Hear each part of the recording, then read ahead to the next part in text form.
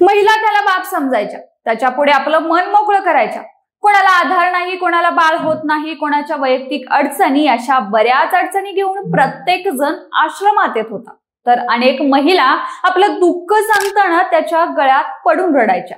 एकूणच काय तर हा महाराज अडलेल्या नडलेल्या महिलांसाठी दुसरा देवच झाला होता. एवढंच नाही तर तो येणाऱ्या भाविकांचा फोन घ्यायचा, भक्तही विश्वासानं मोबाईलचा पासवर्ड द्यायचे आणि इथूनच सुरू व्हायचा तो गेम. मोबाईल मधल्या हिडन ऍपद्वारे तो भक्तांना सांगायचा, तुम्ही आज काय करता, कोणते कपडे घातले, एवढंच नाही तर शारीरिक संबंध ठेवताना तुमच्यात काय झालं ते. त्यामुळे त्याच्या भक्तांना असं वाटायचं की त्याच्याकडे अलौकिक शक्ती आहे. पण एक दिवस या बाबाचं बिंग फुटलं. पाहुयात कोण आहे हा भोंदू बाबा, असं काय झालं ज्यामुळे त्याचं हे बिंग फुटलं. नमस्कार, मी प्रियंका आणि तुम्ही पाहताय पुणे प्राईम न्यूज.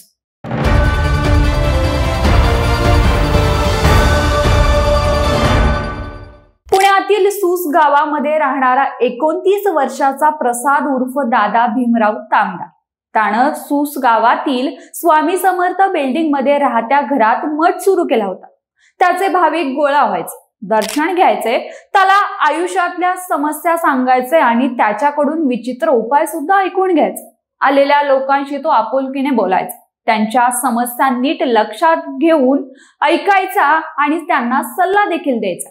सल्ला देण्याच्या नावाखाली त्यांची दिशाभूल करायचा, पण त्याची लोकप्रियता मात्र वाढत गेली. आपल्या आयुष्यात काय चाललं आहे हे या बाबाला माहित कसं होतं. आपण आज कोणते कपडे घातले, काय केलं, काय जेवलो, कुणाशी बोललो, हे सगळं बरोबर ओळखायचा.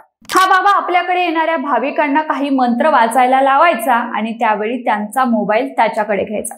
लोकही त्याला विश्वासानं मोबाईल द्यायचे आणि पासवर्डही सांगायचा आणि इथूनच सुरू व्हायचा तो खरा गेम. या भाविकांच्या मोबाईलमध्ये हा बाबा हिडन ऍप इन्स्टॉल करायचा आणि भाविकांना मोबाईल देताना मोबाईल तुम्ही कोणत्या दिशेला ठेवायचा आणि कुठे नाही याबद्दलही सांगायचा.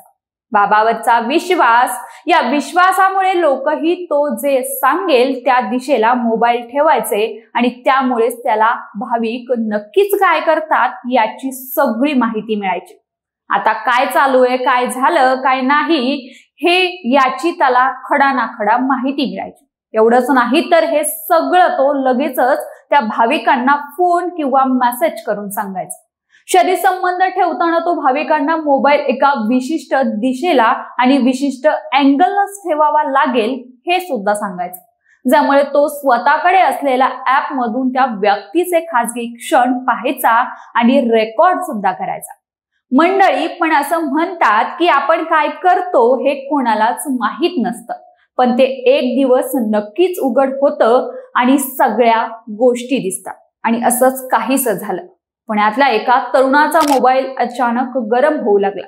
त्यानं त्याचा मोबाईल दुरुस्त देखील केला, पण त्याचा मोबाईल पुन्हा पुन्हा गरम होऊ लागला.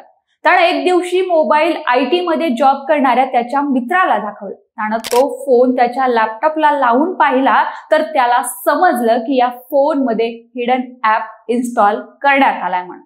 त्यानं त्याला विचारलं, तू हा फोन कोणाला दिला होतास का? पण त्याच्या लक्षात तेव्हा काहीच आलं नाही. बाकी कोणाला नाही, पण प्रसाद बाबांना फोन दिला होता. सुरुवातीला त्याला या बाबांवर संशय आला नाही. त्यानंतर त्यानं या भोंदू बाबाकडे जाणारे मित्र, नातेवाईक यांना कॉन्टॅक्ट केला. तेव्हा त्यांनी सांगितलं की आमचाही फोन गरम होतो म्हणून. हा बाबा शरीर संबंध ठेवायला सांगायचा. भाविकांना आपला मोबाईल विशिष्ट पद्धतीने ठेवायला भाग पाडायचा. आपल्या सोबत नेमकं काय घडलं आहे ते समजल्यावर या सगळ्या भक्तांनी 28 जूनला भोंदू बाबाचं घर गाठलं. बाबाचे भक्त म्हणणारे सगळ्यांनीच भोंदू बाबाला जाब विचार. यावेळी त्यानं सगळ्यांना तक्रार न करण्याची विनंती केली. पण एका भाविकानं बावधन पोलिसांना फोन लावला. पोलिसांनी घटनास्थळी धाव घेतली आणि बाबाला ताब्यात घेतलं. त्यामुळे मंडळी, तुम्ही अशा लोकांपासून सावधान राहा, एवढंच आम्ही तुम्हाला सांगू. आमचा हा व्हिडिओ कसा वाटला आम्हाला नक्की सांगा कमेंटमध्ये आणि असेच व्हिडिओ पाहण्यासाठी आमच्या पुणे प्राईम न्यूजच्या पेजला फॉलो करा.